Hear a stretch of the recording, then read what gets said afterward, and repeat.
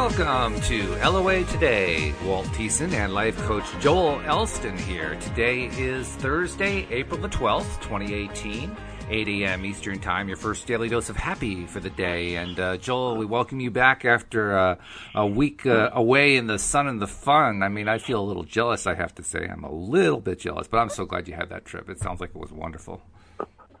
We had a great time. Every time I return to that area, as we were talking before the show, it feels like I have the option of just sort of recharging. Not that I'm ever low on battery, but it just feels like everything feels so fresh upon my return. And we had a great trip. My son, we fished a lot, and in reality, it was just one of those things.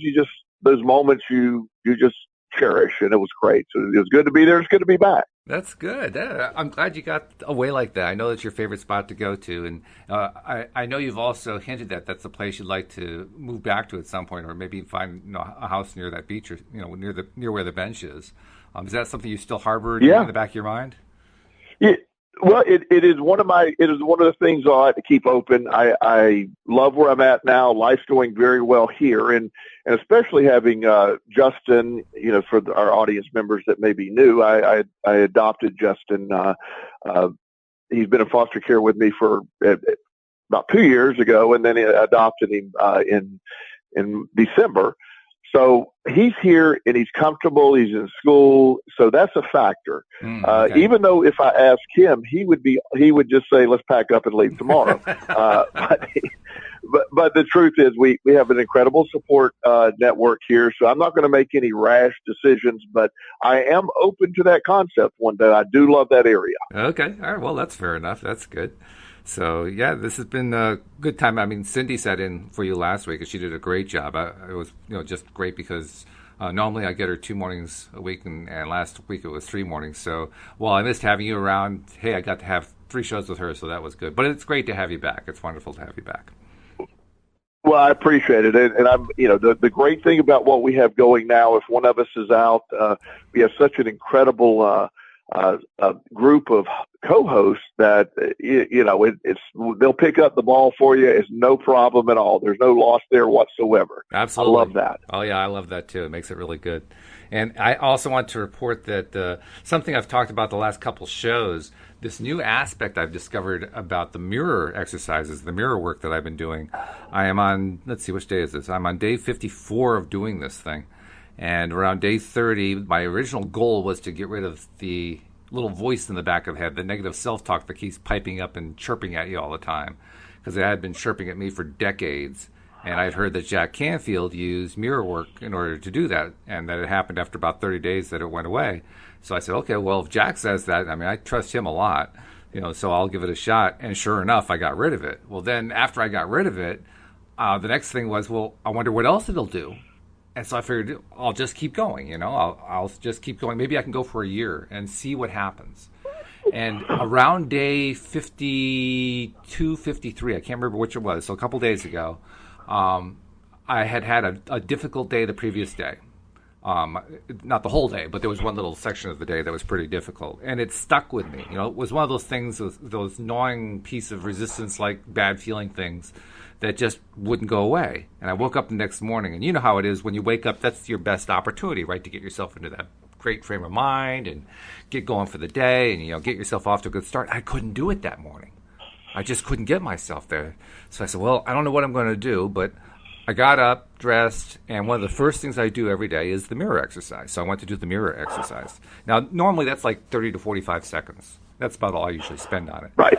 I found myself talking to myself, basically giving myself a pep talk, telling myself how much I appreciated myself, all that thing, for about 3 or 4 minutes.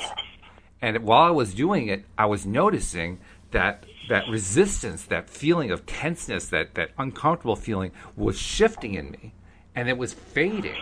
And by the time I was done, it was almost completely gone. I said, whoa, what just happened? Because I've never been able to do that on my own before. But now all of a sudden, this mirror exercise I was doing, where I was basically appreciating myself looking in the mirror, was helping to release this resistance in a way I'd never done before. So I've been doing it since then, And every morning I've been like going at it with a different angle and experimenting with things. And I can't say I've got the whole thing figured out yet, but this for me is a big breakthrough. I'm really excited about it. And it may be something that other people can use too. I don't know how universal it's going to be, but I'm hopeful that it might be. Well, and one of the things that I really have great respect in what you've identified this as clearly an issue in life for you, this resistance. And while you have great knowledge of the law of attraction and how it applies, you also see your resistance. So the fact that the mirror work is effective for you, it works almost for anything you want to use. And and I think it applies to everyone. One of the concepts that my dear friend and mentor, Dr. Sherman Master, believes is what works is what you believe works. And True. The idea that and he doesn't say this in the sense of trying to discourage anyone from trying things, but he says it in a way of whatever you believe is what's going to work. That's, whether it's tapping, like Wayne Dreyer used to, that advocated before his passing, right. Whether it's, rapid eye movement for trauma, the process is what you believe it is. And so the fact that you're using that, and if it's an effective tool for you, it's going to be effective up and down. And it is. So I'm not saying it in a sense of, oh, well, it's just in your head. Yes, it is in your head. Thank goodness, because that's where the action is. You do believe it's going to work. It's in a very effective, and anybody that believes in it and really trusts in that, it really does work, because that's where the healing or the change happens, is what you believe. And that belief is really the key, the core of it all. And it actually led me to the creation of today's topic, because, I mean, you have often posted on all the different things that people bring up, where they're complaining about stuff or whatever. So there's the complaint side, and there's the excuses side, and there's the blame side and all that. And all that is really important stuff. But it also made me think for a second, what's the happy side? I mean, it's easy for us to pick, okay, I don't really want to blame anybody. I don't want to make excuses for everything. It's up to me. I am in power. I have control. And it's not something where I want to, hold other people responsible. I don't want to get involved in the blame game. I don't want to get involved in any of that stuff. But how do I pick happy? How do I get to happy? How do I turn my life into a happy life? Because it isn't enough to say, I don't want that. I got to pick what I want, don't I? Absolutely. And that's that answer that I'm just so excited for you to see, is all of this, and this, it takes away the excuses. It takes away everything else when you understand this is up to you. And that's what by finding the conduit to that, to where it is up to you. You get to pick that life you want. You get to pick it. Everything that we have today is a product of us. We are the architect of our situation today. Nobody else. A chain of events happened that we brought about. And the same power that brought that about exists in us to change it to what we want. And that's what you're implementing right now. That's what's exciting. It is exciting, and it's fun, and it's different. It's also challenging, because we're not used to thinking this way. I mean, I don't remember which of the co-hosts I was talking about this with the last couple of days, but one of the most challenging things you can, I think it was with Cindy, one of the most challenging things you can ask somebody, particularly somebody who is like an activist on some issue, or someone who is really advocating for some kind of major change or something like that, they can always tell you what they're against. But if you want to stump them, ask them to tell you what it is that they favor without saying and making any reference to what it is they're against. And you get a lot of flapping, empty, quiet mouths that are just like, Why is that? Why do we have so much trouble with that? That is such a relevant point. Yeah, Mother Teresa, back in the tumultuous 60s, Vietnam War stuff, was asked why she did not participate in the anti-war stuff. Yeah. And she said, when you have a pro-peace march, I will be involved. I am not anti-war. I am pro-peace, because what you're against is what you're attracting. Mm-hmm. And it's that concept of the law of attraction. It's so easy to say what you don't want. In fact, one of the most difficult things when I sit down with people and say, well, what do you want? Tell me what you want. Well, everybody says, I want to be happy. Okay, well, what is that? And that's dead on the topic today, because what is happy? Exactly. And so, when you think about it, what is happy?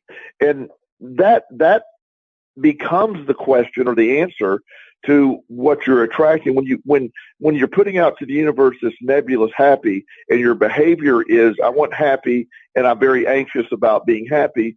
Well, the universe is saying, so, okay, happy must mean anxious. So let's give you more anxious or resistant. That's what it picks up on, versus having a specific, what is happy to you? I often post and a lot of people think it's counterintuitive to what we're trying to do, but I often post with really often about the concept that happiness to me is not about being comfortable. Happiness to me is about moving forward and experiencing, and I love to learn new things. For me, comfort is a dangerous place. So everybody's happiness, a lot of people think happiness is no stress or no pressure and you don't have to worry about anything. Well, that's already available if you realize it. Happiness is not a concept of a place. Happiness is already inside of you. Revealing your happiness is step one. You do that, and then the rest of the stuff falls into place.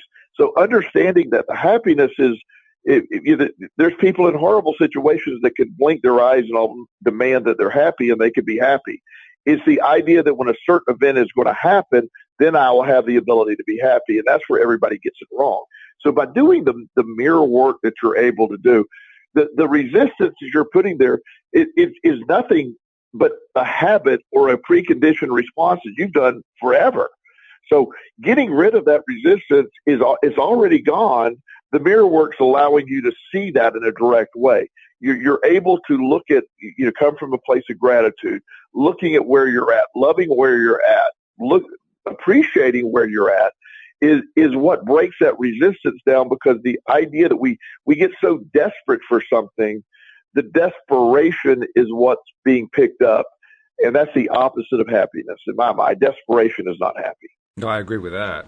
You made an interesting comment there that directly relevant to me, though, that when I was doing the mirror work was reflecting what had already happened, that I had already let go of the resistance.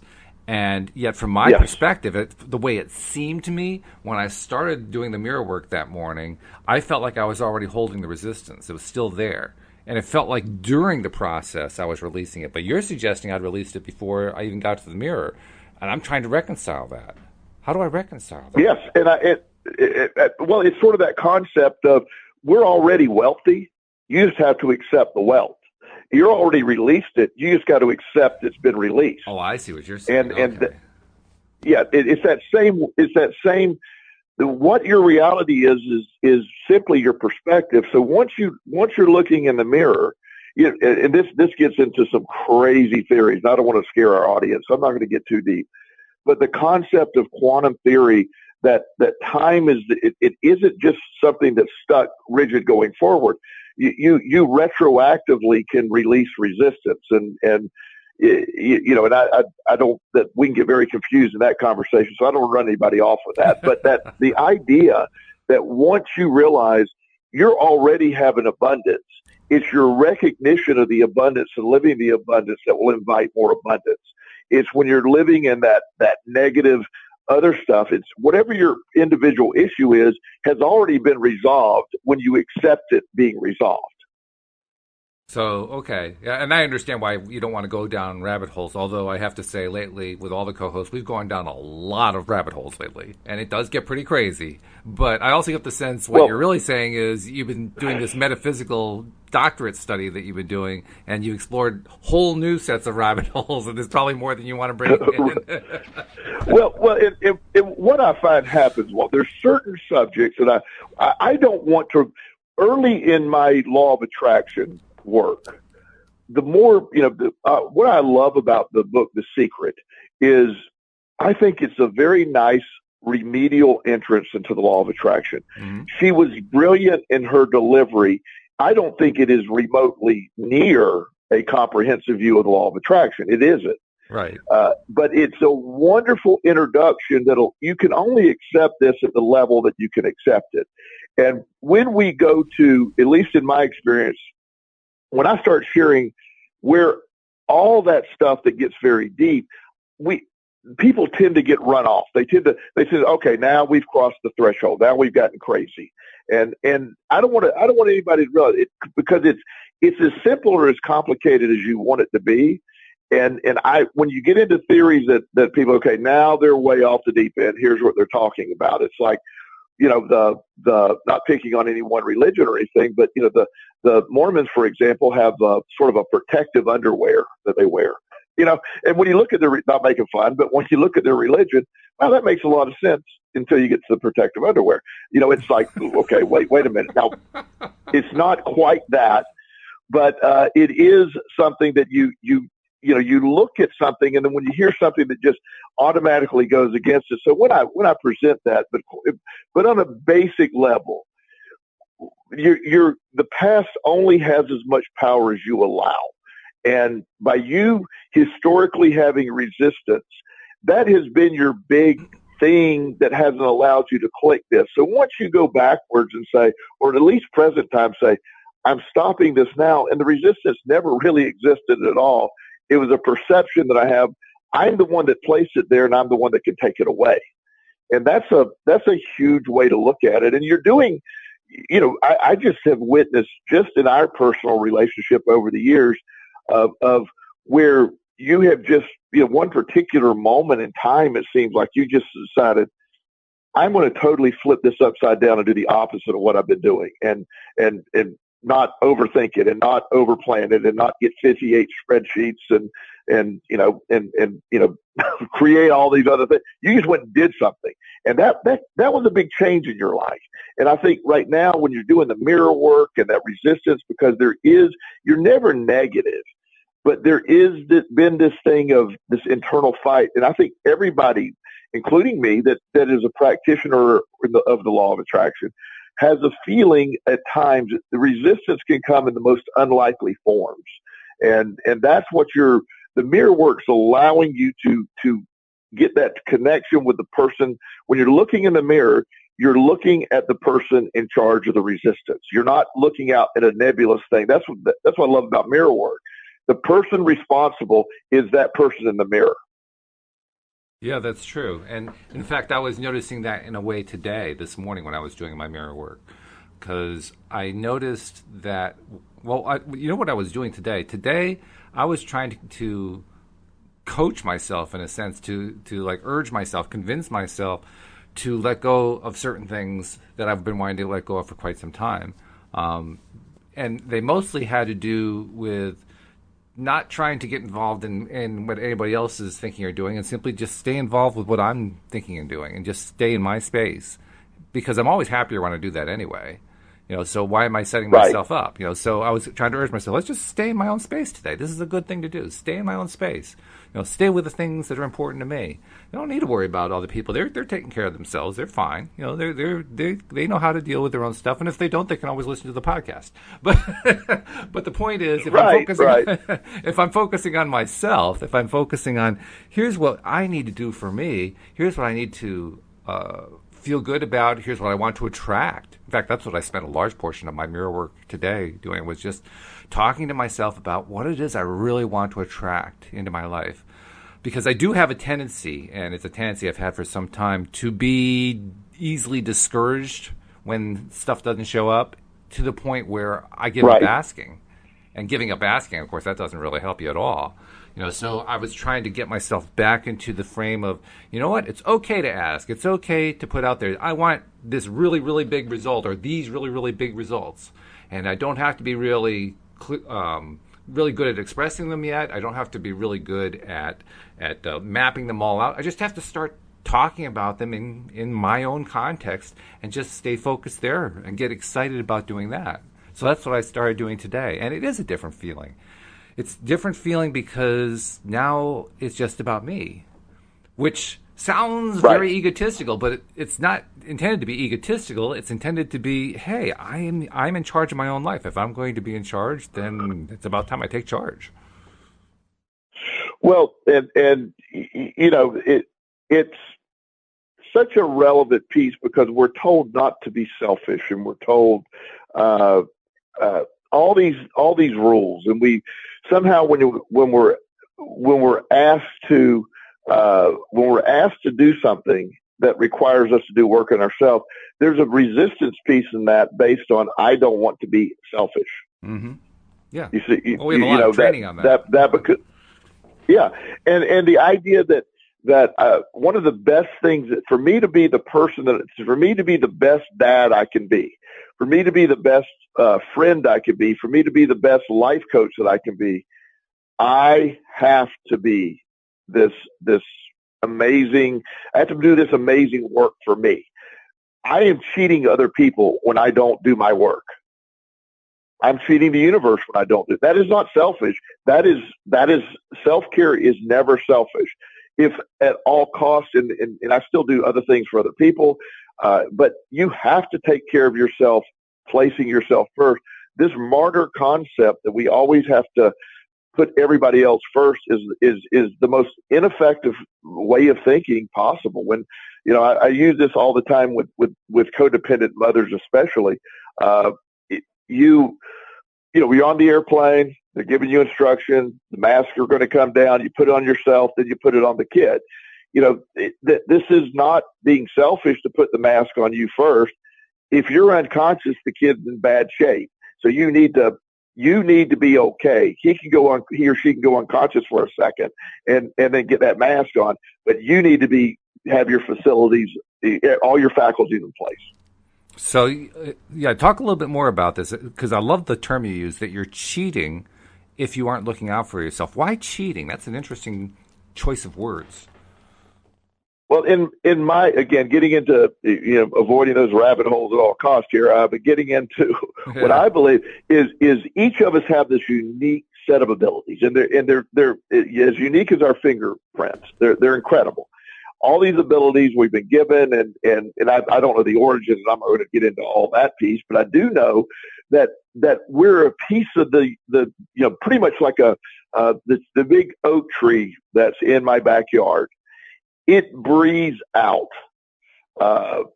It breathes out every single thing that I need. I mean, the oxygen, the components of oxygen that I need to breathe in. That's wonderful. I'm glad that tree exists. Now, ironically, what I breathe out is what that tree needs to breathe in. Now, that's pretty cool, right? That's a nice cool. Yeah. Synergy. Right. So if the trees quit producing oxygen, they're really cheating us. Ah. So you're suggesting and that, it's the same. when we're not in our own zone, when we're not doing what's good for us, we're actually cheating others, is what you're suggesting. Yes, and the universe, and that's the point. I really believe that being fulfilled, doing these next steps, it actually gets us. Everyone benefits when we're healthy. There was a time in the middle of my addictive behavior that I truly. I would have been better off, and I say this in not a negative way, but the world would have been better off without Joel in it back in the day. I was not productive. I was not doing self-care. That's when I was selfish by not doing any self-care, by living in an addiction. I was antisocial. I was stealing. That's selfish. I was incredibly selfish at that. When I started doing my self-care and I started going to do, really take care of myself, I say this without arrogance, the world is better off with me in it now. I have done things now that, wow, because I haven't been selfish, I am an asset. And the same thing going on, when you're doing your work, you're allowing your unique set of skills to be thank goodness not everybody is a rocket scientist. I have one of my clients is a true nuclear engineer rocket scientist. Okay. And one of the most brilliant people literally to walk the planet. And that is not an exaggeration. But yet common sense. Not telling this all the time, so he doesn't. He's lacking. He doesn't get sarcasm. He doesn't. So it's funny because while you have this just incredible genius guy that can tell you an equation of nuclear fission by just saying it, which I don't even understand what the words are. He doesn't get sarcasm. It's hilarious. Yeah. So he has and thank goodness we have his skill set there. I can no more. I would blow the entire planet up doing what he did. He was explaining to me what a super collider is and what it does, and I was like, what? And he was explaining it, and he said, okay, I'll dumb it down. Well, the dumb it down still didn't understand it. But I am passionate about believing every single kid I work with, every single person I work with, I help them see that their unique skill set is not just their unique skill set, but you're stealing from society when you don't allow us to benefit from your skill set. When Einstein said, if you judge a fish's ability by intelligence by its ability to climb a tree, it would appear to be really stupid. Well, that's true. It can't climb a tree, but a tree, a bear can't swim like a fish either. That's so right. If you look at we all have that. And once you get in tune with that, imagine a world where everybody was operating at optimal capacity with their unique skill sets. Wow. That's an interesting perspective and an interesting way of looking at it, particularly your definition of selfish, as you outlined anecdotally, that if you are taking care of yourself, you're not selfish. If you are abandoning care of yourself, you're selfish. That I had not heard that one before. Well, if you go on the premise that we have a point and reason to be here and that we have these things, why, if I go work for an organization and let's say my skill set is the ability to, enter a lot of data into a computer, at 200 strokes per minute or one of those crazy kind of things. Well, if I go in and say, I'm only going to do 50 strokes a minute. Well, they didn't hire you to do 50 strokes a minute. They hired you to do 200. So you're not benefiting that. You're not part of what you're not part of the team. One of the things that I believe that happens in government agencies is, when there's a snowstorm, a government agency, any business that's the government, we had a little snow, we're going to shut down for the day. Well, when Joel Elston Life Coaching is open, short of a nuclear explosion, we're open. Because being in business for myself, if I don't work, I don't get money. I don't do that. Not that it's all about money, but you know what I mean by that. I need to be there, and my clients know, hey, if the roads are passable, we'll be there.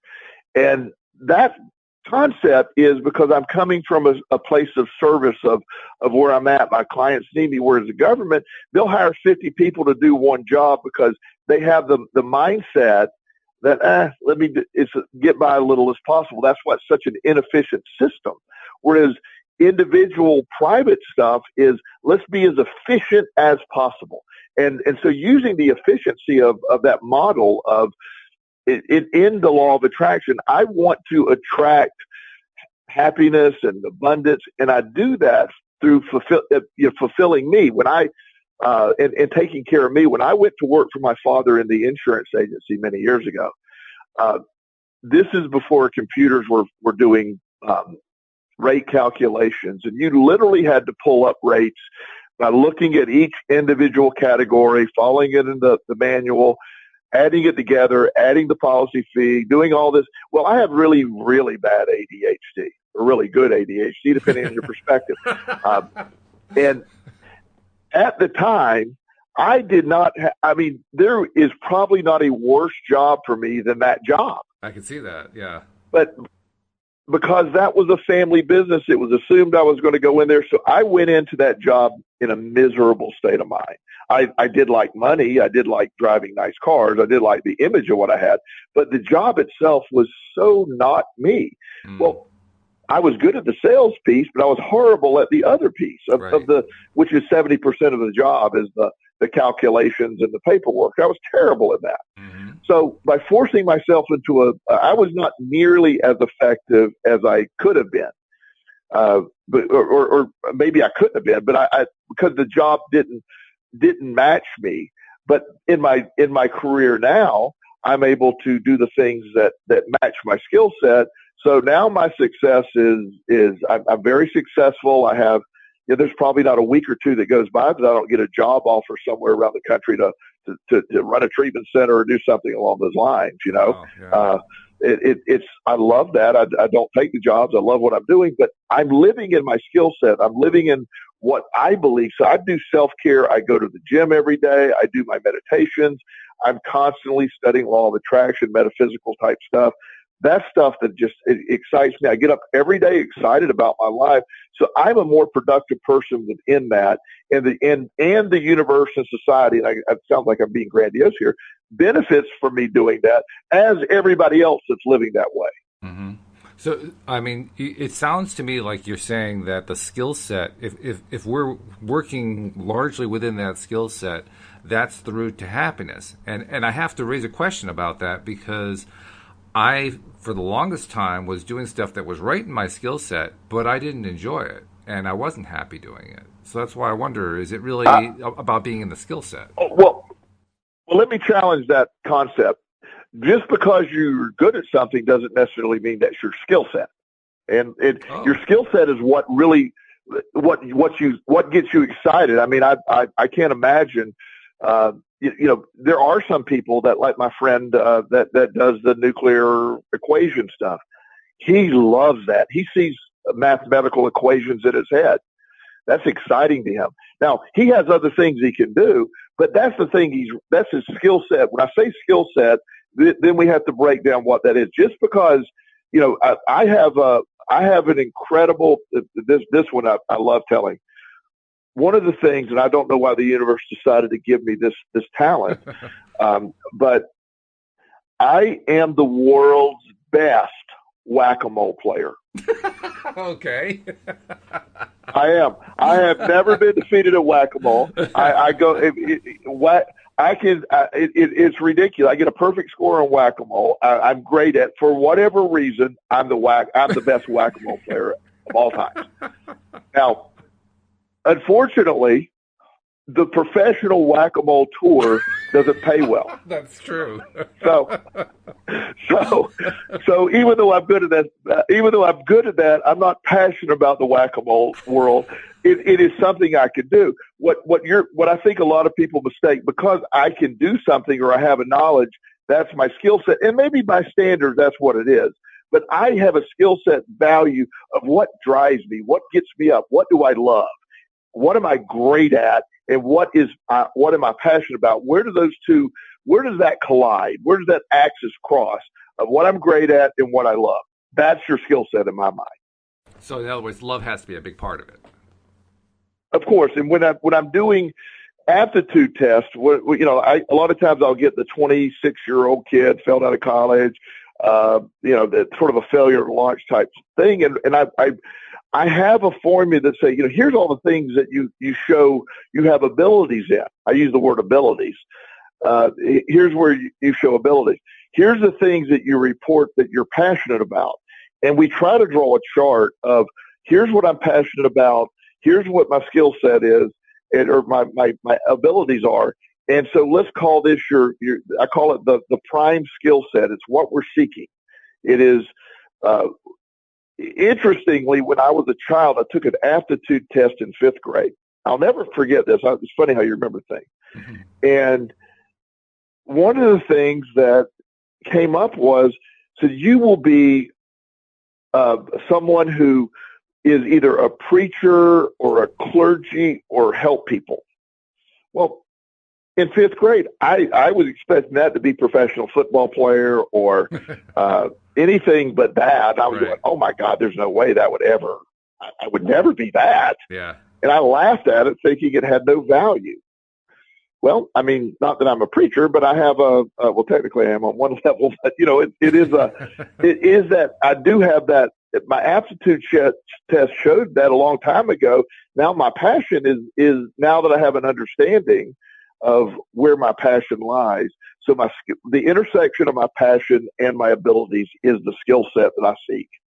It's funny too that you mentioned preaching, because my father always believed that I should be a preacher, that I should be a minister, which again was the last thing that I had in mind. And indeed, when it comes to the podcast, it's the one thing I'm trying to avoid doing. And yet, to some extent, I mean, just because of what we talk about, the nature of it has sort of a preachy element to it. But I'm constantly trying to remove that preachy element, because I don't like preaching. I don't like listening to preaching. Well, I don't like being a part of it. Well, again, and again, this is one of those things that we do. Preaching can have 50 different connotations attached to it. It's like me and I'm very much into definitions of words and what I believe.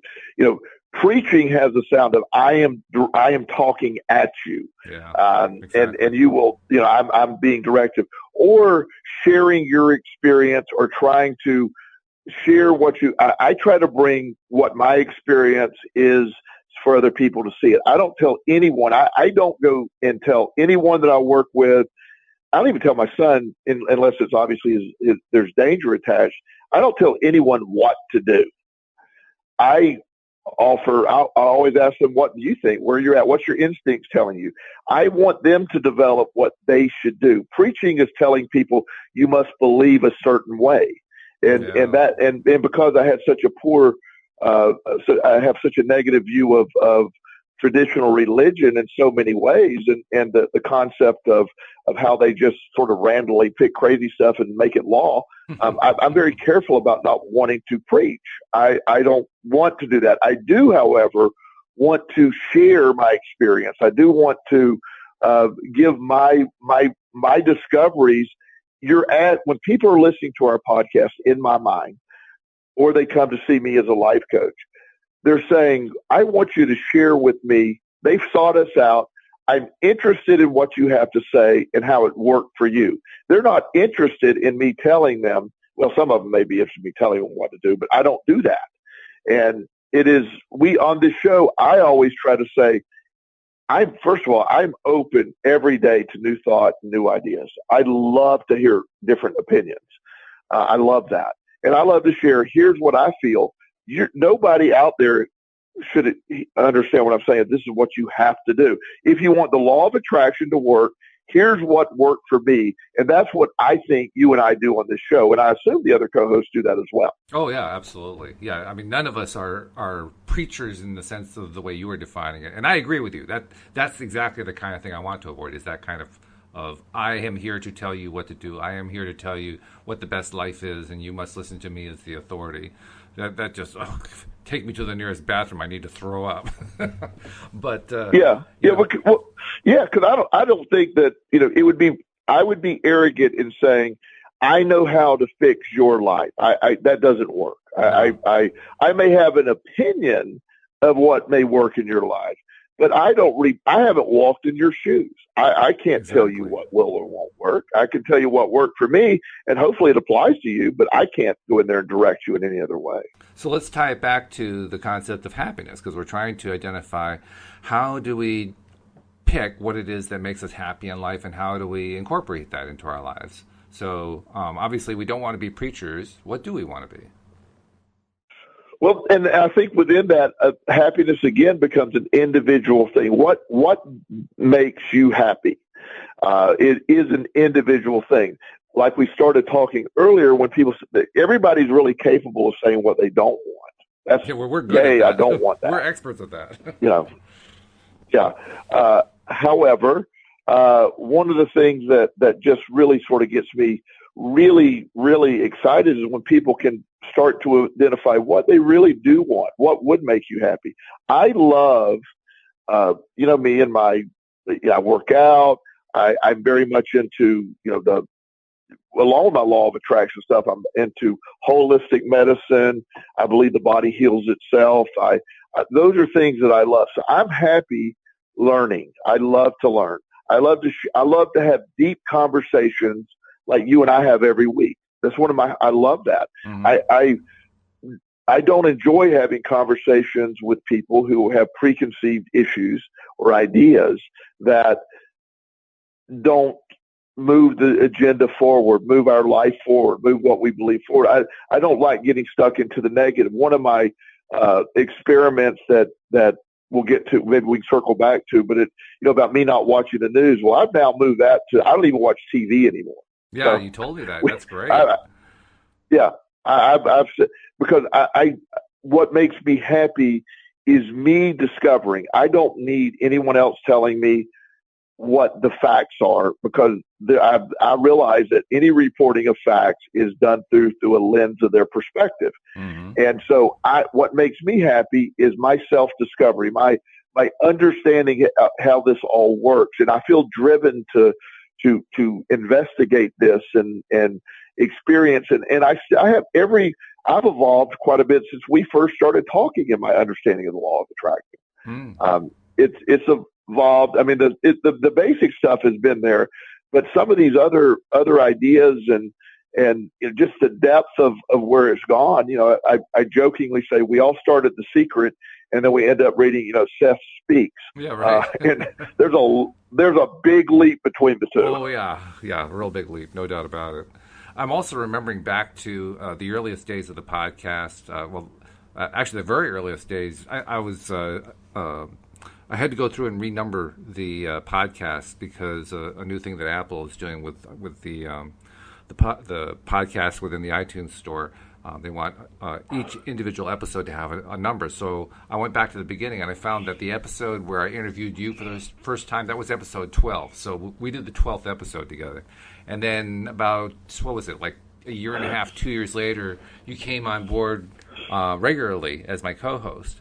And from that point on, I was noticing that I was still in the range of trying to figure out what does make me happy, and indeed what kind of career would make me happy, what kind of work would make me happy, because I had been doing all these things over the years that I had the ability to do, to use your words, but I wasn't enjoying it and I wasn't loving it, and so nothing was actually succeeding.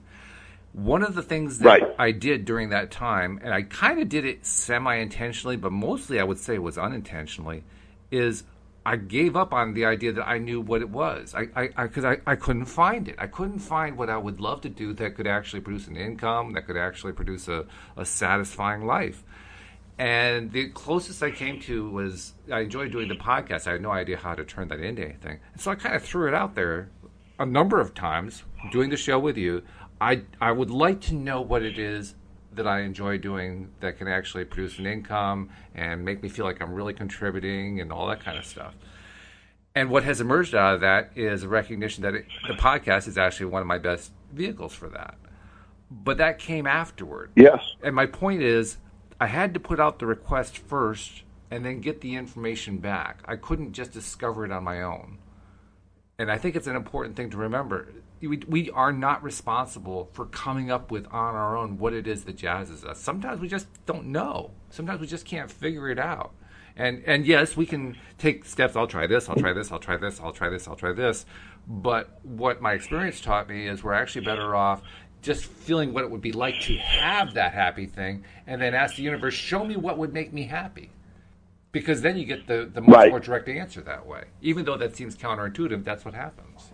Well, here is where you're going with that, and where you're seeing.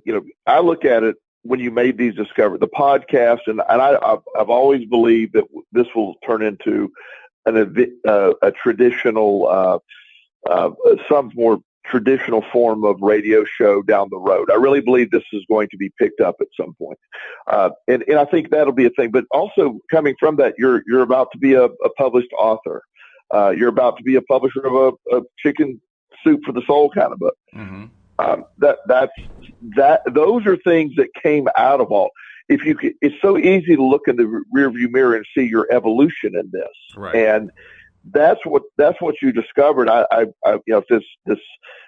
This book has no reason not to be a very, very successful type book, and it can be wildly be a bestseller, and that might be the way that gets somebody to notice. How many people have we had listen to the podcast? I haven't heard an updated number lately.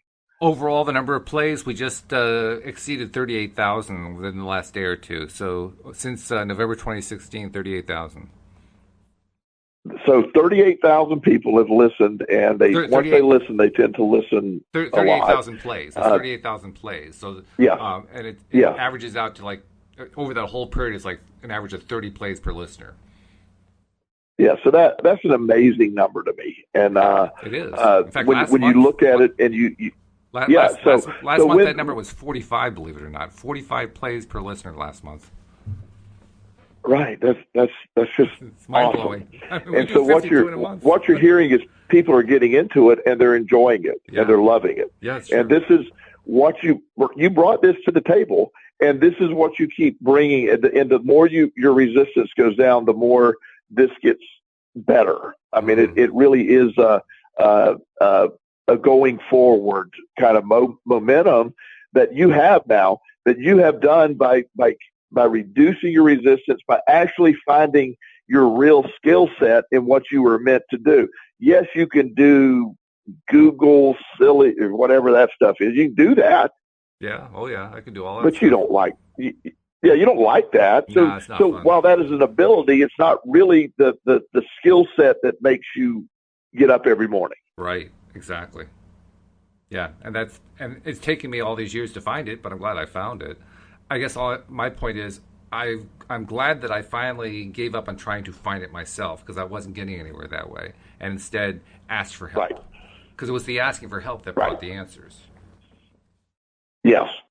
Uh, so I think this is a very logical uh, uh, progression for you, and I think that the fact that this is, to me, there's a story within the story within the story here. We as we've evolved, there's a story just of your own personal evolution through this. Of Sure. you set out to do this to help other people understand the law of attraction, and you ended up understanding it even more. Hmm. And it changed your life by practicing what you were talking about every week, Yeah. and now every day, Yeah. in a very good way. So I just that those are examples of being happy. You found something that you love to do and you're great at, and you surrounded yourself with other people that are great at it as well, and you found this great mix of what you're looking for. That's the point. What everybody asks themselves, truly what makes you happy, and you can't just say, well, yeah, I want a lot of money and the beach house. Okay, well, first of all, that has no chance of making you happy. When you're happy, all that other stuff can sit there and that can come to you, and that will come to you. But the idea that being the pathway to happiness is what most people get stuck on. When I reach a certain point, I will become happy. That never works. When you realize I need to be happy first, and then I can reach whatever point I want to reach from a place of happiness. Which is And a tough and concept. it's so. Beg your pardon? That's a very tough concept. The idea that I have It to be really happy is. first. That's for most of us that's counterintuitive. Although there's lots of information to show that really is the sequence, but it just doesn't feel right. Well, it also goes against every single thing that we've ever been taught. Right. It's the idea that it's just, well, you got to work your entire life to retire, and then you can relax and be happy. Well, I look at it this way. One of my friends is a financial planner who keeps saying, we really need to get your retirement stuff in line. I keep saying, why do you keep saying that? I'm not going to retire. I don't want to. What am I going to retire from? There is no retirement. And the idea that I don't ever want to stop doing what I'm doing. I'm not looking for a cutoff point.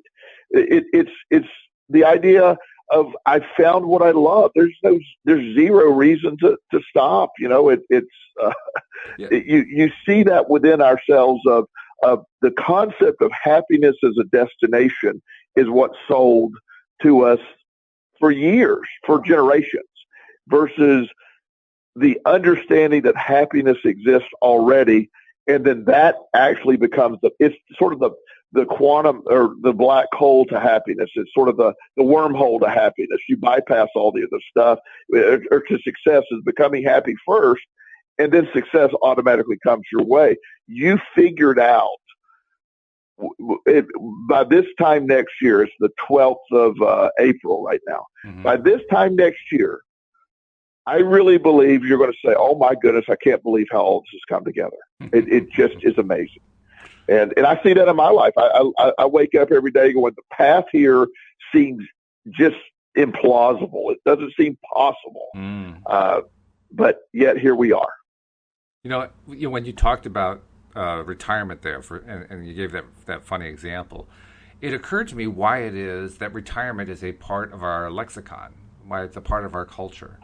It's because we were taught that you had to go to work even if you didn't enjoy what you were doing, especially if you didn't enjoy what you were doing, just to bring home the money with the reward that you'd be able to retire after age 65 and enjoy the fruits of your labor. In other words, it was a way of justifying not being happy in your work. Yeah. I mean, yeah. That's mind-blowing. That's such a relevant point because it also paints the job as, it also puts the image out there. Okay, you got a crappy job. You just got to hang on, and then you'll get money when you put in 30 years or 20 years or whatever the number is. Right. And it just reinforces that. There's a gentleman that I work with. He drives for Coca-Cola. He stocks Coca-Cola shelves and in grocery stores. And he hated his job, but it's very good money. He does very well at it. Yeah. So when we started talking, he says, "Well, I only have 9 more years of lugging Coca-Cola in the stores." And I'm like, "Oh my God!" I said, I just got a little nauseous when you said that." And he's like, "Why?" He said, "Because that's how you're looking at your life." I said, "Let's look at what your job brings you. You live in a nice home. You're able to take nice vacations. You take excellent care of your family. The job provides you with, you have, while it is tedious at times, you also aren't stuck behind a desk." And I go through all the positives of the job. And he's like, "Well, yeah, I guess when you look at it that way, he said they are very lenient. If I got to go to he said, I sort of make my own schedule. If my son needs a conference, I can get my route done later in the day." And I didn't have him tell me all the great things about his job. And trust me, there were far more great things than bad things. And so I said, why do you have this negative, why don't you? And he's like, "Oh my gosh, I see why that's sabotaging me. I see it." So he changed his perspective about the job. Well, about a month and a half after that, he'd been with his company a while. He'd been with Coca-Cola for a while.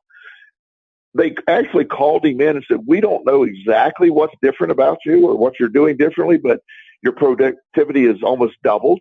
Your attitude, everybody just reports just what a great coworker you are." He ended up getting a raise and a promotion as supervisor over the entire area. Wow. And he said, "I just see it so differently now because I was conditioned as, like Monday mornings, you often will see me post on Facebook, Monday's my favorite day of the week." Everybody, "Oh, here comes Monday." Oh my God. Well, yeah, it's certainly going to be a terrible Monday now. Not because it's Monday, it's because your anticipation of Monday is there.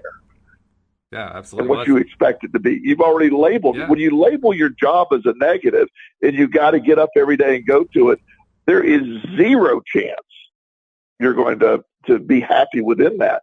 But if you look at the fact that your job provides these things for you, and if you don't like it, let's look for something else. But in the meantime, let's make this job, let's look at the benefits of this job. I wouldn't be doing it if there weren't benefits. Yeah. That's a great story, too, the guy with the soda root, who was stocking the shelves. And just the sequence of events is so clear. He changed his perspective, which improved his attitude tremendously, made him feel a whole lot better about what he was doing, which, unbeknownst to him, doubled his productivity, which led to him getting a promotion and a pay raise. That's quite a sequence. Yes. And nothing changed but his attitude. Nothing. Well, his perspective. And that's the important. The perspective changed, and that changed the attitude. Yeah, everything changed. He changed, but when I say nothing but his attitude and perspective, which when I say that, that's everything. It is you everything. Understand that? Exactly. Yeah. So that's the piece that I very, very much want to just reiterate with our audience is happiness is not a destination. Happiness already exists. Your $1 million answer is keying into your success and your happiness right now and then the rest will automatically follow. So happiness is not a quantifiable topic that's universal because it is individual. What your happiness may be is just, oh my God, it's nothing I can even remotely do. Mm-hmm. Or my happiness is other people look at me and go, ugh, why do you do that? Yeah, right. I love it. That's why I do it. Yeah, exactly. Yeah. This is a really good discussion we're having because we don't often talk about the happiness portion, even though every day this is about the Daily Dose of Happy. In fact, when you mentioned that you post on Facebook every Monday morning, every Monday when Tom Wells and I start the week off with the morning podcast, it's always welcome to your first daily dose of happy for Monday. And isn't Monday such a wonderful day? It's the first day of this wonderful week. Again, not the way it's normally presented, but the same kind of idea behind it because we want the week to be good. So we want the day to be good. So we start off with the attitude that it's going to be a good day. I loved also the fact that your client there, your friend who was the Coke delivery guy, he was able to find so many things that he loved about his job that he wasn't aware of. I wonder how often we do that to ourselves. I wonder how often we cut ourselves off from the stuff that we love within what we're already doing, and therefore we're not even aware of it. I think that we could do an entire show on that. There's so much out there because we get conditioned until, it's the negative that can exist in the thought process is so powerful, but the positive is so much more powerful when you look at it. Our jobs, our careers, our life, they bring a lot to the table. They're not irrelevant. They do bring a lot to the table, and that it's not just jobs, anything in your world. One of the things that Justin will do that I'm working on with him, my son Justin, is we'll ride by this really, really, like, we live around our neighborhood, some massive homes, these mansions almost. And, can we buy that? Can we buy that? I go, we have a beautiful home. We have a great neighborhood. I don't want a bigger yard. I don't want a bigger house. It's just more stuff to mess up. And I'm trying to get him to understand we have everything.